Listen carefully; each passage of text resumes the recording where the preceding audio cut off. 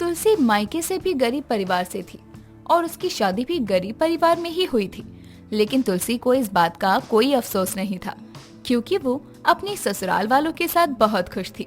लेकिन उसकी चाची सुशीला, जो कि बहुत अमीर थी, वो जब भी तुलसी के घर आती तो किसी न किसी बहाने से उसकी गरीबी के चलते उसे और उसके ससुराल वालों को नीचा दिखाने की कोशिश करती।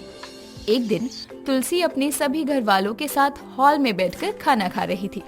तभी उसकी चाची सुशीला अपने ड्राइवर के साथ उनके घर पहुंचती है और देखती है कि सभी अपनी थाली में सूखे चावल और प्याज लेकर बैठे हैं। तभी वो कहती है, ओह माय गॉड, तुम लोग ये क्या खा रहे हो?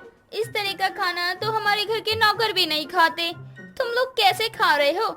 ये भी कोई खाने की चीज है? ये कौन है जो हमारे घर में खड़ी होकर हमारी बेइज्जती कर रही है? हम तो इन्हें नहीं जानते हैं। बहू, तू जानती है क्या इस औरत को? वो माँ जी, ये मेरी चाची जी हैं।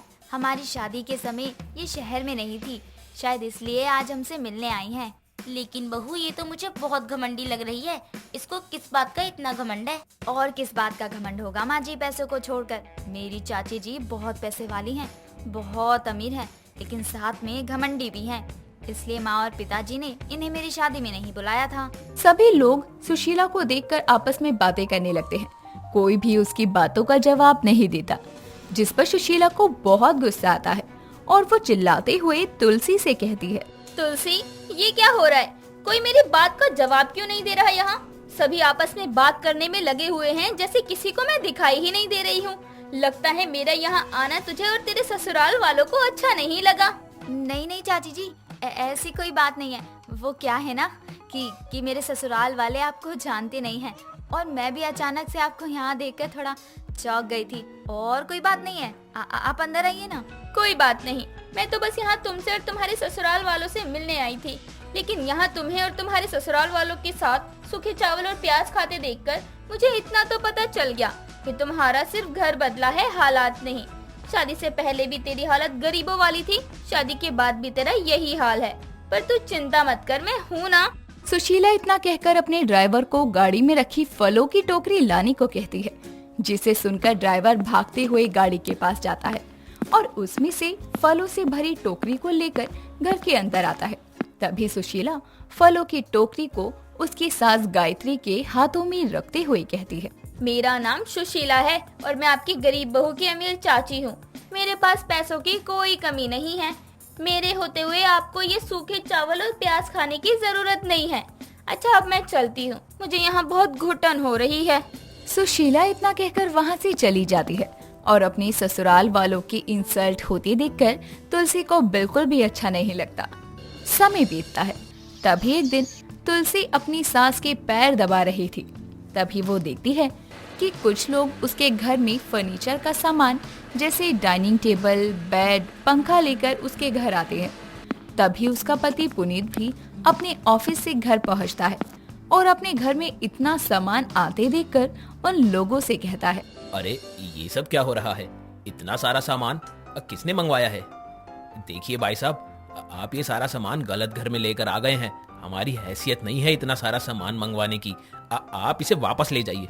जी नहीं, हम बिल्कुल सही एड्रेस पर आए हैं। हमें यही का एड्रेस दिया गया था सामान डिलीवर करने के लिए।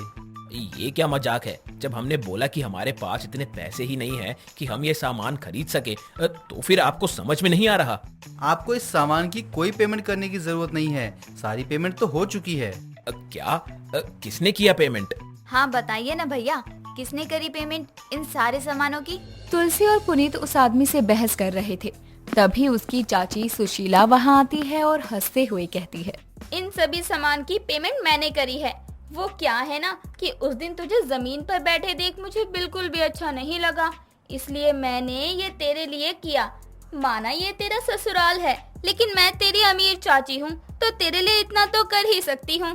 देखिए चाची जी, आपको ये सब करने की कोई जरूरत नहीं है। हम जैसे भी हैं ठीक है, खुश हैं। अब सामान आप वापस ले जाइए। तुम होते कौन हो मेरी बेइज्जती करने वाले? मैंने ये सब अपनी बेटी के लिए किया है। और आपको किसने हक दिया चाची जी कि आप मेरे ससुराल वालों की बेइज्जती करें अपनी अमीरी का रौब दिखाकर? तुलसी की बातें सुनकर उसकी चाची बहुत चिढ़ जाती है और वो गुस्से में उन्हें बहुत सुनाती है। तभी तुलसी भी उनके लाए हुए सारे सामानों को उनके साथ रवाना कर देती है। ये सारा तमाशा तुलसी के मोहल्ले वाले देख रहे थे। थोड़ी देर बाद सुशीला अपनी गाड़ी में बैठकर वहाँ से चली जाती है। तभी उसकी पड़ोसन कांता गायत्री से कहती है, गायत्री, तेरी गरीब बहू की अमीर चाची तो लगता है कुछ ज्यादा ही अमीर है, तभी तो एक झटके में इतना सारा सामान खरीद लाई। लेकिन तेरी बहू मूर्ख है जो इसने सब वापस कर दिया। खुद तो गरीब घर से आई, कुछ लेकर नहीं आई, और जब मिल रहा है तो ठुकरा रही है। कुछ समझा अपनी बहू को। तुलसी ने बिल्कुल सही किया है। हम गरीब जरूर हैं, लेकिन भिखारी नहीं है जो किसी से भी भीख ले लें। तेरी बहू के साथ साथ तेरा बेटा भी पागल हो गया है जो घर आई लक्ष्मी को ठुकरा रहा है। तू इसे समझाती क्यों नहीं है? समझने की जरूरत तुझे है, मेरे बेटे और बहू को नहीं। वो बिल्कुल सही बोल रहे हैं। यहाँ तो पूरा घर ही पागल है। मरो इसी गरीबी में, तुम लोग हो ही इसी लायक। कांता इतना कहकर वहाँ से चली जाती है।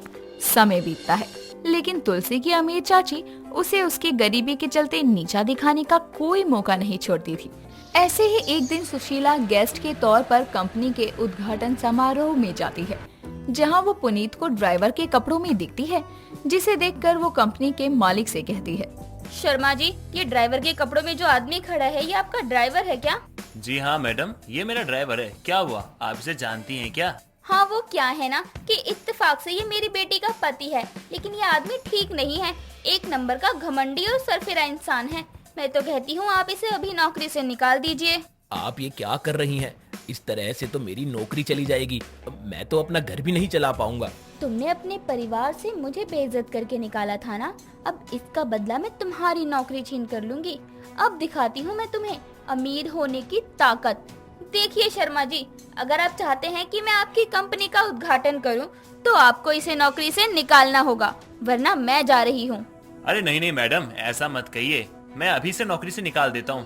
पुनीत का मालिक इतना कहकर उसी टाइम उसे नौकरी से निकाल देता है, जिसके बाद वो निराश मन से घर लौट आता है और अपनी माँ और पत्नी को सारी बातें बताता है, जिसे सुनकर गायत्री अपना सर पकड़ते हुए जमीन पर बैठ जाती है और कहती है, बेटा, हमारी गरीब बहू की अमीर चाची ने तो हमारा जीना हराम करके रखा है।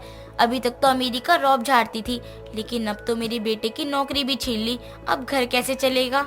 अपनी सास की बात सुनकर तुलसी को बहुत गुस्सा आता है और वो सीधे अपनी चाची के घर जाती है और उन्हें सुनाते हुए कहती है, चाची जी, ऐसे पैसों का क्या करेंगी जो किसी को दुखी करके मिले? आपके पास पैसों के सिवा और है ही क्या? आपने अपनी इस अमीरी के घमंड में सब खो दिया है। पहले चाचा जी चले गए, उसके बाद आपके बच्चे, और आज आपने मुझे भी खो दिया। ध्यान से देखिए अपने आसपास, पैसों के सिवा आपके पास अपना कहने वाला और कोई नहीं है। तुलसी इतना कहकर वहाँ से चली जाती है। उसकी बातें सुनकर सुशीला को अपनी गलती का एहसास होता है, जिसके बाद वो तुलसी के घर जाकर उसके घर वालों से माफी मांगती है। साथ ही पुनीत को उसकी खोई हुई नौकरी भी वापस दिलवाती है।